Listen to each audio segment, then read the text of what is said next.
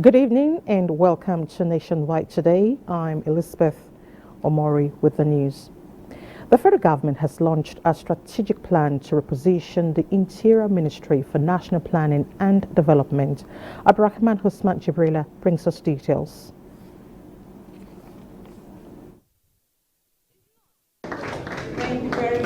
This is the first strategic plan since the creation of the Interior Ministry, aimed at actualizing its core mandate. 6 main objectives are at the center of this document. Prominent among are safety and security, citizenship integrity, and will be achieved through the establishment of a central security and intelligence database. The military is very strategic to Nigeria's unity, peace and safety, as it plays a pivotal role in the country's security, safety, peace, and continued existence. This plan will justify the proper integration, collaboration, and synergy between agencies of government charged with biometric data gathering, intelligence, and law enforcement in Nigeria. With the implementation of this plan, you will realize what effort and contribution you would have made towards restoring this nation to the path of glory and economic development. The Ministry of Interior can count on our ministry's readiness and commitment as a strategic partner in developing workable policies to support your efforts at the operationalization of this 5-year strategic plan. Implementation, monitoring, and resource mobilization strategies have been set to achieve the objectives. In Abuja, Abdurrahman Usman Jibrila, NTA News. Abuja electoral matters under court. INEC, in a meeting this Tuesday, resolved to write the Inspector General of Police for the immediate investigation and possible prosecution of the resident electoral commissioner for Adamawa State, Hudu Yunusa Ari. INEC, on its official Twitter handle, also requests the Secretary to the Government of the Federation to draw the attention of the appointing authority to the improper behavior of the REC for further action. The collation process of governorship election results in Adamawa State is to resume at a time to be determined by the returning officer. Meanwhile, the Federal High Court sitting in Abuja has ordered counsel to the All Progressives Congress governorship candidate in Adamawa State, Aishatu Ahmed Binani, to address it on whether it has jurisdiction to entertain a matter relating to the conduct of elections. This was when Binani filed a motion ex parte seeking a review of INEC's decision to void the purported announcement by resident electoral commissioner, who is now being investigated by the IGP.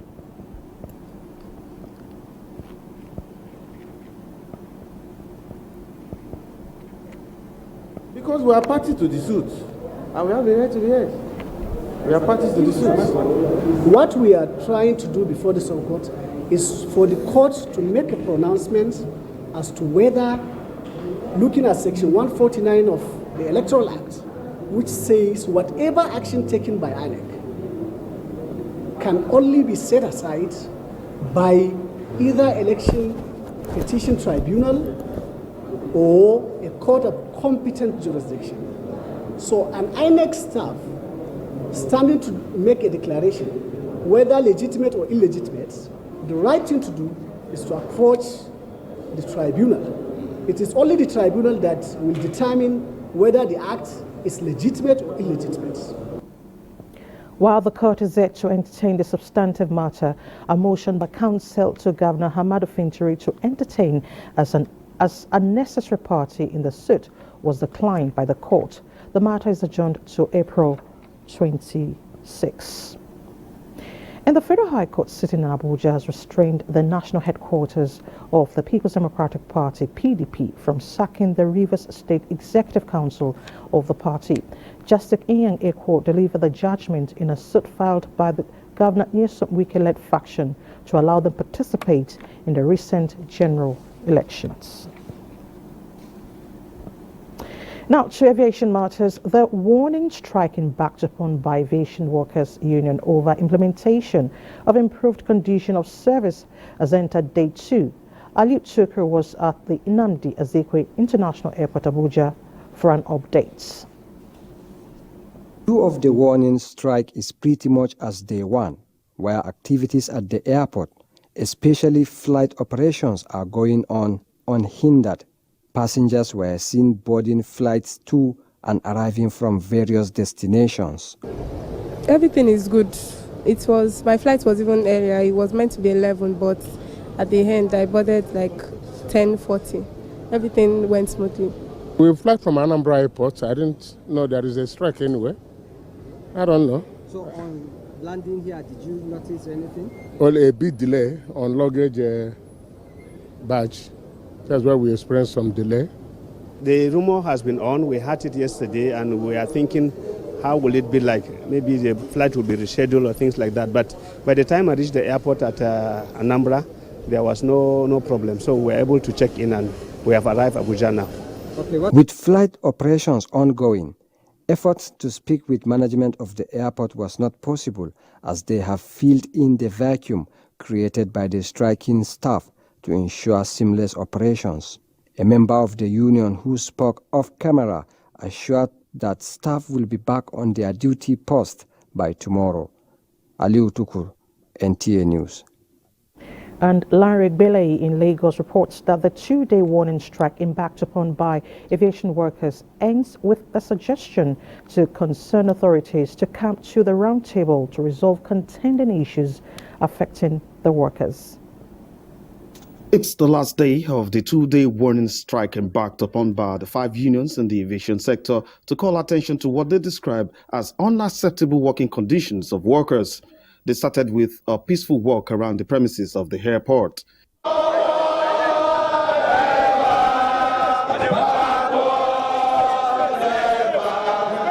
Unions representatives took turns to reiterate on their demands, stressing that as the exercise winds down, the unions will strategize for the next course of action. Everything, even in the market, we know everything has gone up. Our salary is not going up, and we must come to work. Are we not indirectly even teaching workers how to be fraudulent? If you put somebody in a situation and it's working, and you refuse to approve the condition of service, we've been on the issue for long. We have lent our voice. We hope our voice is heard now, being the last day. And we hope the governments or the leaders concerned will listen to our yearnings. The unions expressed hope that the exercise will bring about quick resolution to the issues. In Lagos, Larry Vilayi, NTA News. For more reports from Lagos, let's join Adiola.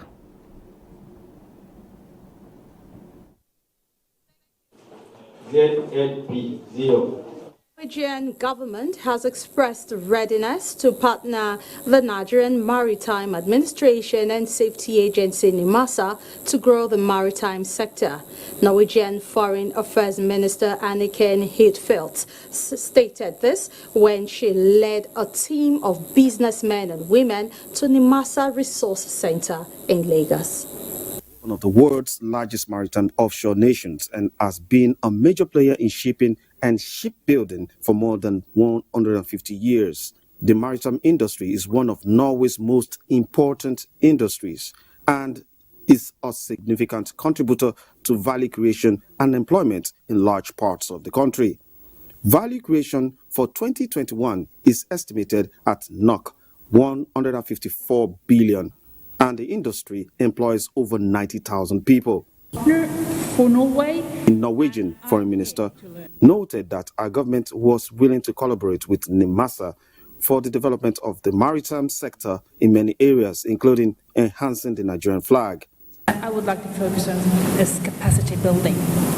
When it comes to economic assistance, we do that through UN organizations. The Director General NIMASA, Bashir Jamal, reiterated the agency's resolve to ensure safety and security on the waterways, noting that these will attract more investors to the country. So we want to see the improvement of utilization of water transportation.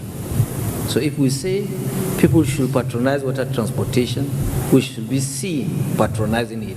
That is why we do it for our own staffs. NIMASA says it will continue to strengthen the bilateral relationship between Nigeria and Norway by enhancing the seamless relationship and synergies between NIMASA and the Norwegian Maritime Administration and Industry. In Lagos, Larry Bilayi, NTA News. The Islamic month of Ramadan is coming to an end. Notably, the last 10 days is a period Muslims are encouraged to redouble their efforts in supplication and other acts of kindness and worship. Awal Yusuf Jibo in this special report takes a look at the significance of Laylatul Qadr and how the gains of Ramadan can be sustained beyond the holy month. Laylatul Qadr, also known as the Night of Power or Decree, is one of the most significant occasions in the Islamic calendar. It is believed to be the night when the first verses of the Quran were revealed to the Prophet Muhammad, peace be upon him. Aisha, the wife of the Prophet ﷺ, did ask him, and he said, what shall I say, supposing I'm able to be privileged to be up in prayer in the night of majesty? What prayer should I say? And without mincing word, they say you should say, Allahumma innaka afuun tuhibbul afwa fa'afu anni. Oh Allah, you are the pardoner. You love that people should pardon themselves. Oh Allah, pardon my faults. Oh Allah, this is amazing. The exact date of Laylatul Qadr is not known, but it is believed to occur during the last 10 nights of Ramadan, with most scholars suggesting it falls on an odd night. As a night of Laylatul Qadr is more than 1,000 months. And that's like 83 years, 5 months, if I'm not mistaken. And if you look at it, the life expectancy in Nigeria now is below 70, around 60-something years. So it shows that how many of us can live up to that 80 years. So Allah is giving us a jackpot. Imagine the kind of reward you get for 1,000 months in just one night. So I think that's what I and every other Muqtakif here are doing. Islamic scholars also say that sustaining the gains achieved during the holy month is important, as this will help Muslim faithful achieve a higher level of spirituality. So beyond this month, we need to go showing mercy to our brothers and sisters who are also they are not in our own faith. We look at this month about the month of blessing. During Ramadan, we share a lot of things. We go to family houses for iftar. We share that get together of a sort is there in Ramadan. So it's Ramadan encapsulates a lot of things that we should uphold when we finish the Ramadan. Ramadan is a time of spiritual renewal and rejuvenation, and it is up to each individual to carry that momentum forward beyond the holy month. In Lagos, Awal Yusuf Jibo, NTA News. Do not forget to follow this news broadcast live on our website at nta.ng/live and on our other social media handles displayed on the screen for updates. The National Population Census is 15 days away. You count. Be counted. Nationwide will continue after this break. To stay with us.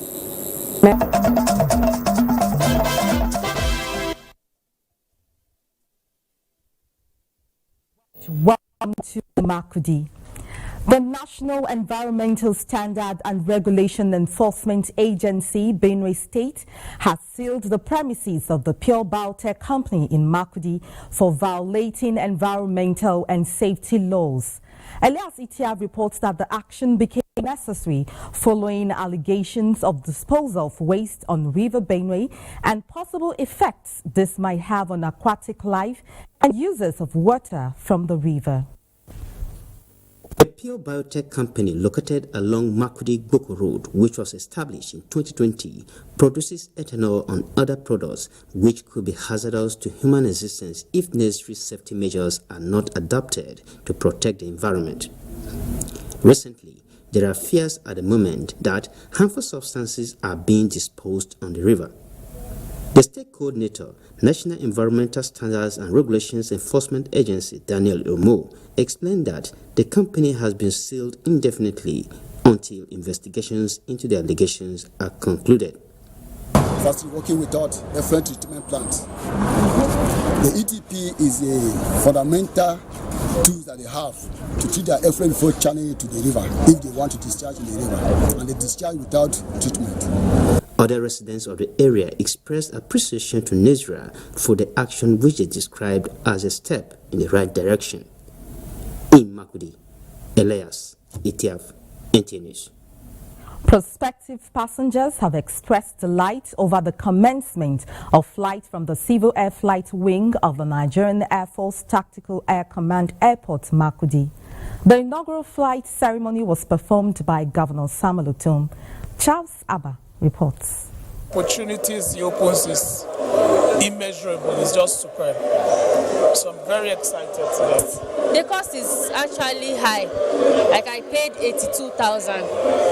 Yes. So if it can be dropped, at least if they can beat down the cost so that we can be coming home. More than 2 years ago, the Benue State government had a memorandum of understanding with all aviation partners to commence civil flight in the state, but the effort was truncated for want of conditions necessary for the operation.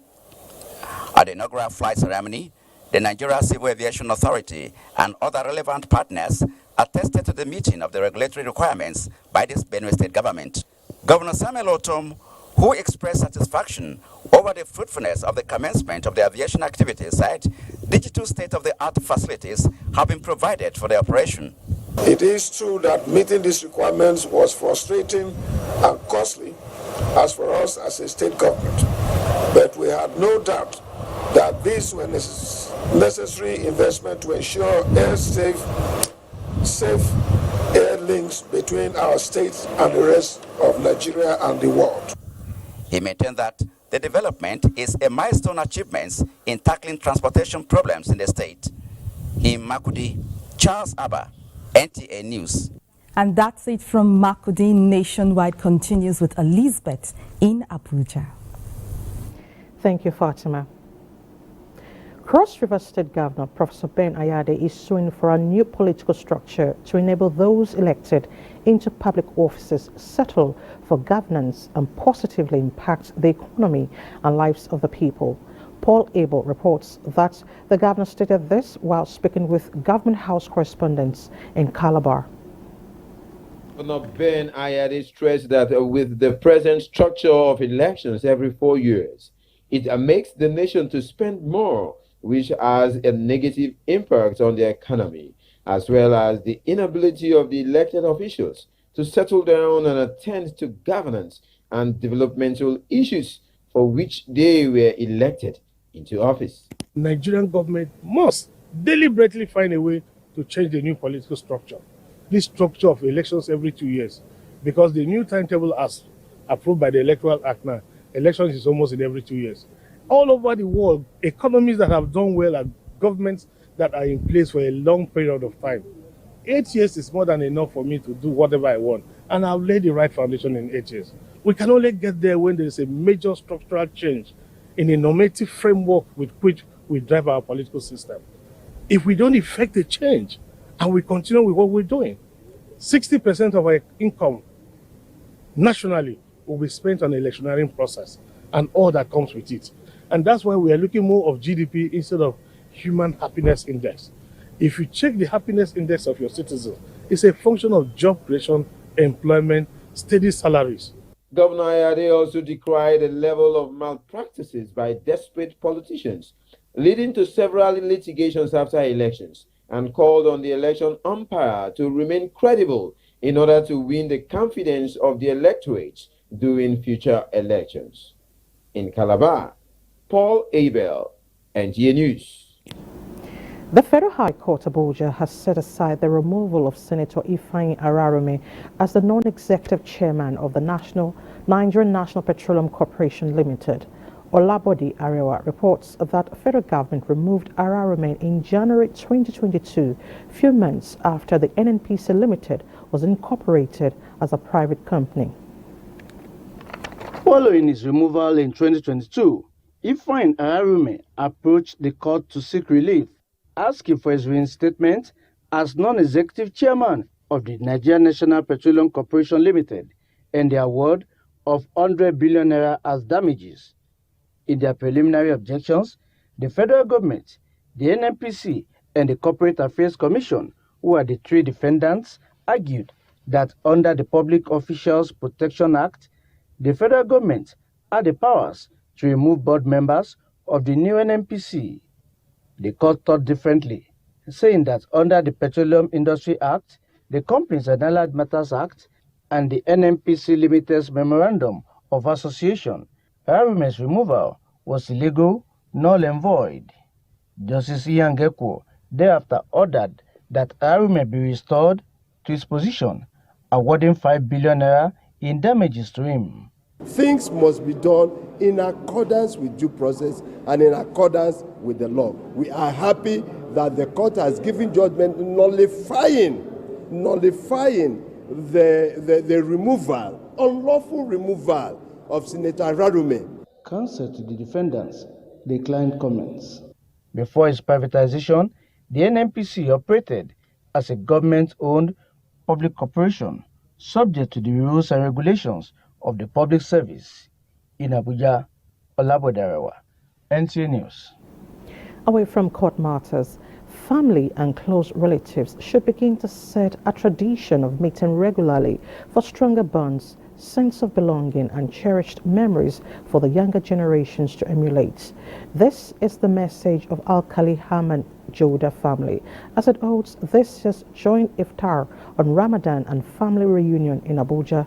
Tokpe Alabi was there.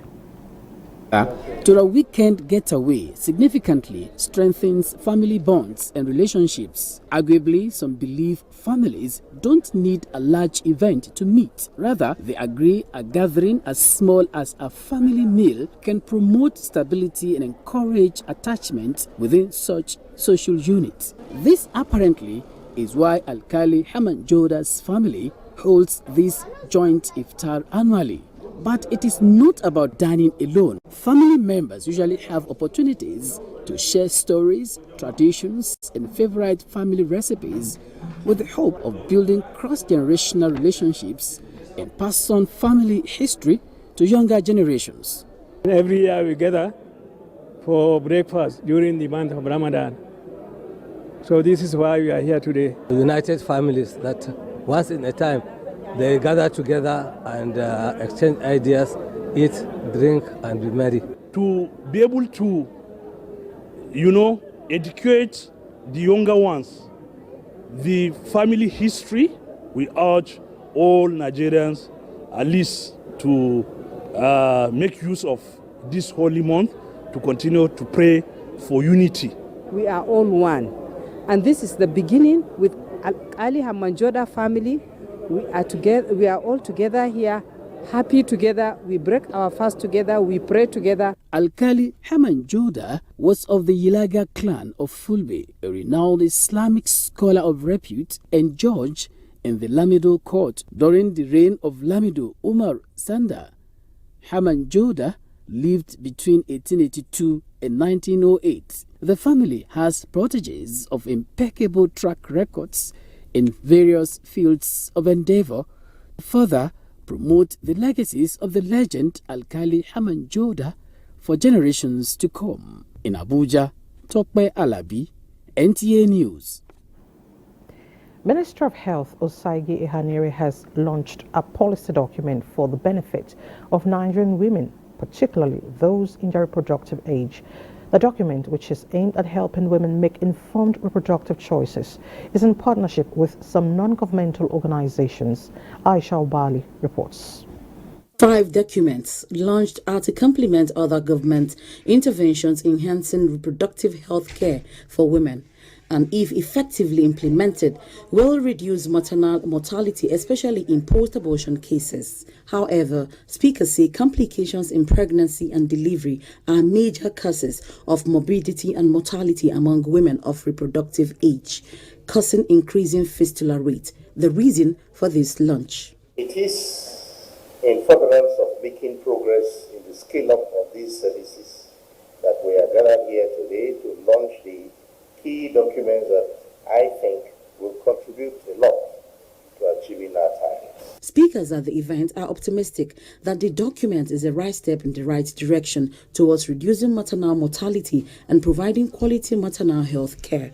The community, particularly in the rural areas and the semi-urban areas, then a huge gap exists, and this is what the task-shifting, task-sharing policy is trying to bridge. You can't also rule out the fact that some quacks do this. Would you let a woman die if she's been to quacks? So the government also has that mandate to provide quality care for its citizens. but abortion is not legal. And at the end, there were assurances from stakeholders to continually harness their collective efforts in improving maternal health. In Abuja, Aisha Ubali, NTA News. You're watching Nationwide on NTA. Let's head to Enugu, where Mina is standing by with some reports. Hello, Mina. Hello, Elizabeth. Good evening and welcome to Enugu Network Center. In line with the strategic objective of fostering the empowerment of rural farmers through agricultural value chains, regional consultative workshop for the participating states in the southeast was held in Enugu by the International Fund for Agricultural Development. Kelechi Ochara reports. IFAD VCDP is a development initiative working on rice and cassava value chains to enhance a sustainable basis income and food security of rural households. Representing the Enugu state government, the Commissioner for Agriculture harped on a need to concentrate on identifying salient factors that will result to formidable movement in agricultural sector, hence the focus of the workshop. This is a very good move by IFAD. So that's why we are here to come up with ideas, beautiful ideas that will lead us. Because we don't have any other place to go to outside agriculture. To really make sure that light sits in what we are doing. To put in things with our good, to put in for our region, let us be very, very passionate about it because it's a young. Paper presentation embedded on the success recorded by Value Chain Development Program in Enugu, Ebonyi, and Anambra states. The Enugu State Project Coordinator maintained that the program has tremendously alleviated the sufferings of the rural populace in the southeast zone. Arrangements where the smallholders were linked to smallholders and we have signed MOUs with these smallholders so that what we produce, be it rice, be it some products, we will be able to take care of. Key players in the agency emphasized that the consultative forum was to have a robust experts engagement for innovative and successful ideas, leveraging on yielding efficient results in food system transformation. In Enugu, Kelechi Ochiaga, NTA News. 2023 general elections has come and gone, and May 29th handover date is fast approaching to inaugurate a set of newly elected leaders at all levels. Residents of Enugu, on their part, are on agenda setting with high expectations to see able and competent leaders occupy key positions in governance. Chimaroke Ugo tells us more. With the 2023 governorship elections over, the most critical and Herculean task for the new administration is the choice of cabinet members who will help in actualization of the governor's agenda and roadmap. According to some relevant stakeholders in Enugu State, there are some virtues to look out for like technocracy, integrity, and people with outstanding performance, both in politics and charitable contributions. I pray we look downwards. People who will stand with him, speak the truth, do the work, and advise him properly. I don't have any doubt about him selecting his cabinet. I know he must be thorough doing it. We don't need to bother ourselves. Not people, and I'm sure that he will not do it on the grounds of patronage. He will do it on the grounds of competence. They were, however, optimistic that since the governor-elect has good track records in corporate world, he will replicate same in developing Enugu State with his choice of cabinet members. He has something in him to offer to Enugu State, and I'm saying him to come in and do a lot of work, a lot of challenges before him in Enugu State, and being in the world there as an industrialist, I believe he will bring that experience into the system. Enugu State people have entrusted the leadership of Enugu State on the hands of Peter Mbadokto Ndubisi, and I'm very, very sure, gentleman I know he is going to keep to his words because he has already has integrity as a person. It was the resolve of many that if the right person are co-opted into the cabinet with wait again. In Enugu, Chimaroke, Ugu, NTA News. Remember, you can follow this news broadcast live on our website at www.nta.ng/live and on all our social media handles displayed on your screen for updates. We'll take another break here.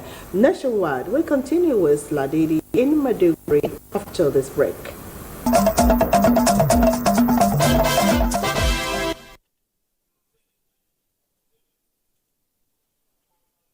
Joining us in Abuja. Now to education, 84,000 candidates who sat for the rescheduled mock unified tertiary matriculation examination across the country. Registrar Joint Admission and Matriculation Board, Professor Ishak Oloyede, who made this known while fielding questions from newsmen after monitoring the exercise in Abuja, expressed satisfaction over the hitch-free exercise. The registrar, who lauded the candidates for showing understanding over the board's decision to reschedule the examination, noted that the glitches earlier observed in the mock UTME in some centers prompted the rescheduling of the examination. This he also attributed to the deployment of innovations. Those things we wanted to test, we have seen what they were, and we went back and made sure everything worked, and it's working. So we will still be now focused on issues related to cable that you call network in the centers. There may be few centers that will have one problem or the other, but we are going to get over that. Problem, no worries at all. I finished successfully. The computer did not go off again. 387 computer-based test centers were involved in the mock UTME exercise in the country, with 16 of the centers having 2 sessions. The federal government is deploying biotechnology towards addressing crude oil pollution on water and farmlands. To this end, a memorandum of understanding has been signed between the federal government and some local and international organizations. Musa Ali reports. Pollution as a result of oil exploration is common in oil exporting countries. Water, farmlands, including the environment, are often being contaminated with oil spill, with negative impacts on human and animal. And reclaiming a polluted area like this is not only expensive, but high technology is needed for the cleanup. This therefore brought about the use of biotechnology in addressing oil pollution. The Director General, National Biotechnology Development Agency, who signed the MOU on behalf of the federal government, says utilization of biotechnology will help solve perennial problems in Nigeria's upstream and downstream petroleum industry, especially in tank farm management for resource reclamation and remediation of oil-contaminated areas. The local and international partners are expected to deploy know-how, including resources, in achieving the initiative. This is to ensure that the soil retains its richness for agricultural activities as well as environmental protection. A tripartite MOU between NAFDAC and RAHAB and NSERV is designed to achieve the domestication, deployment, and commercialization of biotechnical tools in the oil tank farm. It is expected that with this, Nigeria will be the first country to reduce oil pollution by nearly 90%. Musa Baba Aliyu, NTA News. Time to take another break. The news continues shortly. Ms. Mary.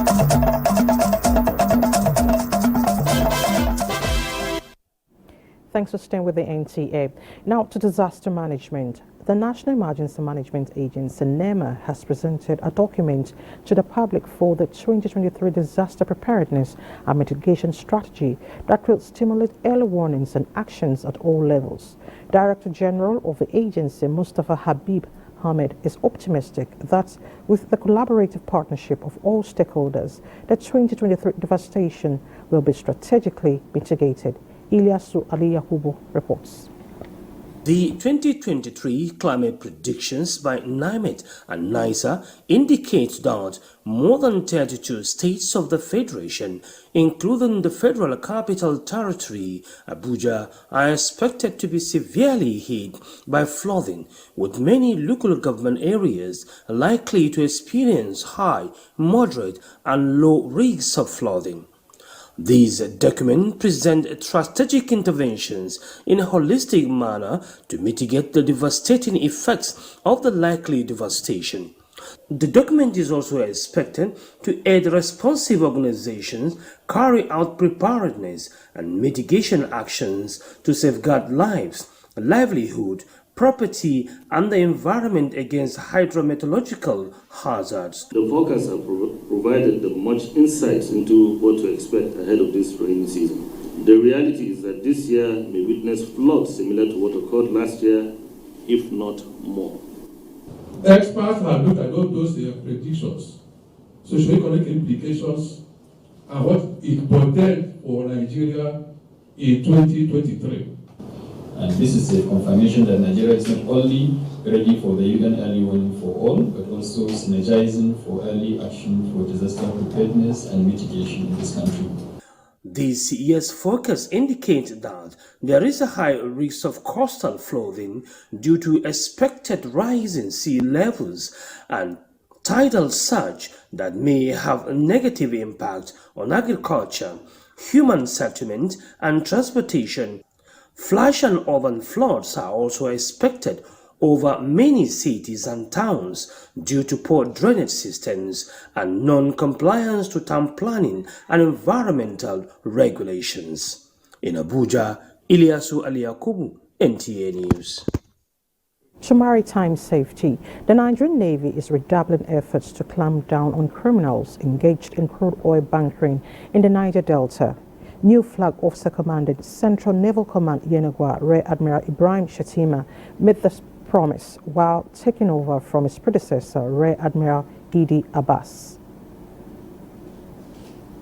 The brief but remarkable event paraded the taking over by the new Flag Officer Commanding Headquarters Central Naval Command Yenagua Rear Admiral Ibrahim Shatima, the 13th FOC of the command.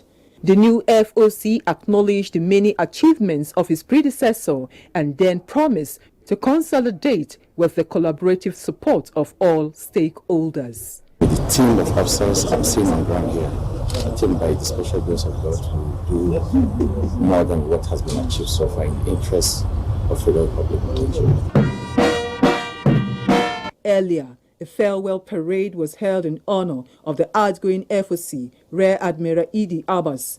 The outgoing FOC enumerated his achievements to include the inception, arrest, seizures, and deactivation of several illegal refining sites. The nation is making about 1.7 million barrels per day, unlike what we used to have, about 800,000. So I think our efforts with other security agencies paid off.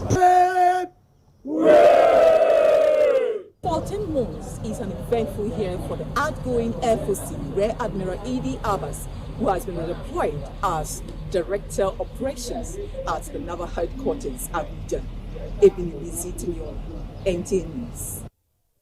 Away from maritime safety, Muslims around the world in this month of Ramadan are emulating one of the virtues of Prophet Muhammad by staying up at night, worshipping Allah, praying and reading the Quran either in their various homes or in the mosque. Abdullah Sulaiman Iyajid Suleja on a special assignment takes a look at the final days of Ramadan, often characterized by intense spirituality among Muslims. Last 10 days of Ramadan are most crucial as Muslims redouble efforts at seeking opportunity to receive forgiveness and mercy from Almighty Allah. This is evident in the number of Muslims that besiege mosques in and around Suleja, preaching and listening to sermon or tafsir, while many others choose to worship Allah through supplications and by reciting the Holy Quran revealed to the Prophet Muhammad, peace be upon him, in the month of Ramadan. We should worship Allah alone. We should be kind to our parents. We should be dutiful to Allah. We shouldn't associate partners with Allah. We should not disobey Allah. We should obey Allah and His Messenger. Islam is about peace, and by all ramifications, we will be preaching that peace, and we will be spreading around the world, within our community and beyond. These acts are intensified in anticipation of Laylatul Qadr, the night of majesty, which Prophet Muhammad, peace be upon him, encourages the faithful to maximize for reward and forgiveness of previous sins. Itikaf is a seclusion. Hidden, we should leave our Facebook, our WhatsApp, our communication, and actually dwell in worshiping Allah. To avoid distraction and focus more on spiritual reawakening, these young ones are making the most of the itikaf. Praying and doing some supplications, then joining the tahajjud to get more close to Allah subhanahu wa ta'ala. We have secluded ourselves from all the outside distractions, and our Lord is our main focus here and getting close to Him. The lesson of giving often climaxes the tafsir message at the conclusion of Ramadan through Zakatul Fitr. The zakah is meant to serve as purification. Still wondering why Laylatul Qadr is the most important night of the year? Look no further than the Holy Quran, chapter 97, which restates a night of worship equivalent to 1,000 months in reward. Abdullahi Suleiman Yaji, NTA News. Yeah, Abdullahi. And next is Sports Update with Olumide Eguntola.